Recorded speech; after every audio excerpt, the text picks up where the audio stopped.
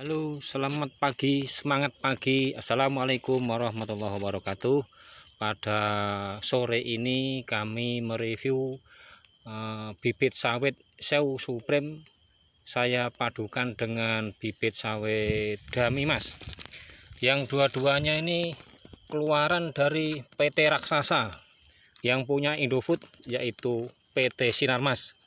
Jadi kita nggak ragu-ragu lagi kalau kita pakai dari PT Raksasa, karena telah teruji dan dia tidak profesional, tidak acak-acak ya.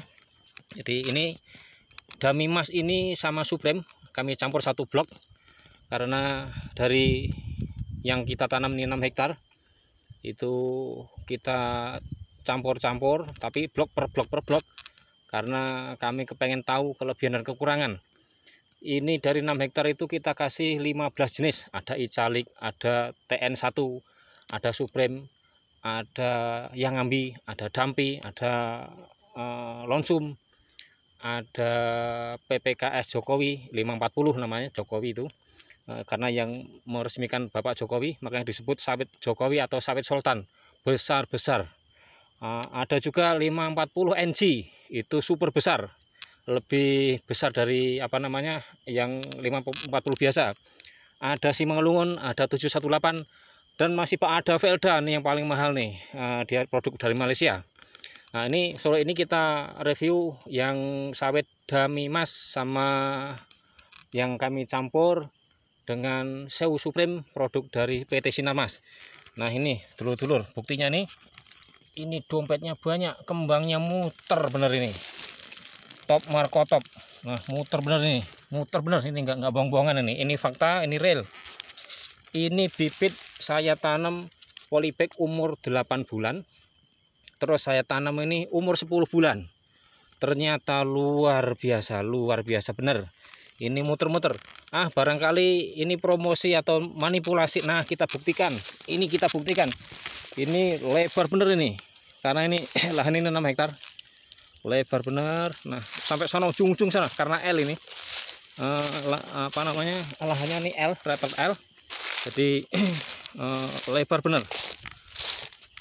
Nah ini mari kita cari. Memang belum semua, tapi rata-rata sudah. Ini adalah ini ini Damimas masuk Supreme, muter bener ini kawan-kawan ini. Nah ini dompet muda. Tapi jangan kaget kawan-kawan, kalau memang baru belajar buah, dia akan keluar bunga jantan. Normal, itu enggak masalah, memang begitu caranya, karena baru belajar. Ini bunga jantan ini nanti kita buangin, karena kalau nggak kita buangin busuk, nanti bibit jamur, malah menghambat pertumbuhan.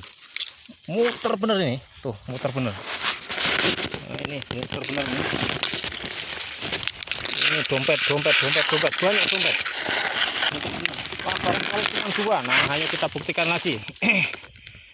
Kita cari lagi. Nah ini juga dompet ini berdompet, ini dompet. Nah sana juga dompet lagi. Nah kita cari lagi, coba. Memang banyak bener nih, saya sampai kaget, kagum, karena baru umur 10 bulan sawit kita banyak berbunga-bunga ini dompet nih, masih kecil tapi ini dompet. Mari kita cari lagi nih, kita pembuktian supaya jelas, karena ini bagaimana kita percaya kalau kita nggak tanam sendiri. Ini dompet ini besar, ini dompet lagi, muter bener ini, saya nggak bohong-bohongan.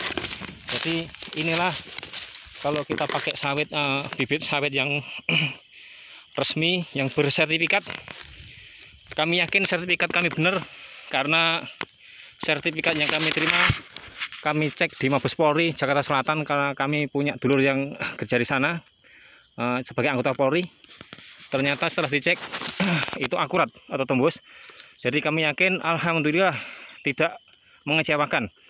Dan kami ucapkan terima kasih kepada PT Sinarmas yang telah memproduksi bibit unggul yang insya Allah tidak merugikan petani.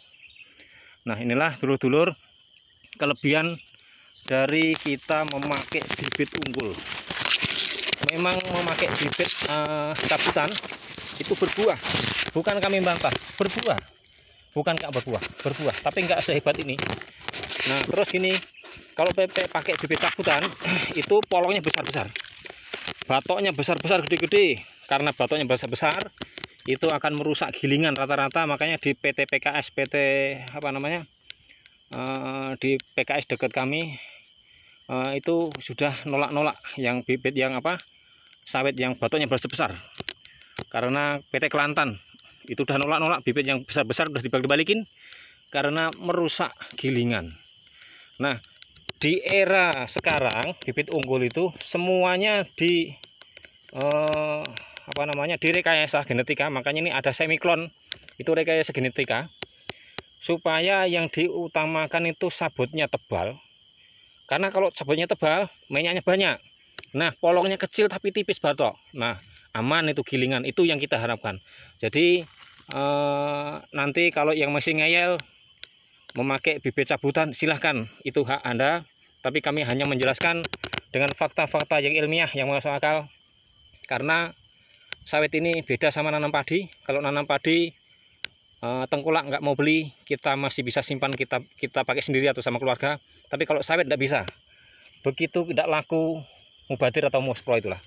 Jadi kita harus berhati-hati karena teknologi itu maju. Karena orang kalau nggak make atau nggak mengikuti kemajuan teknologi akan ketinggalan, nanti akan menyesal.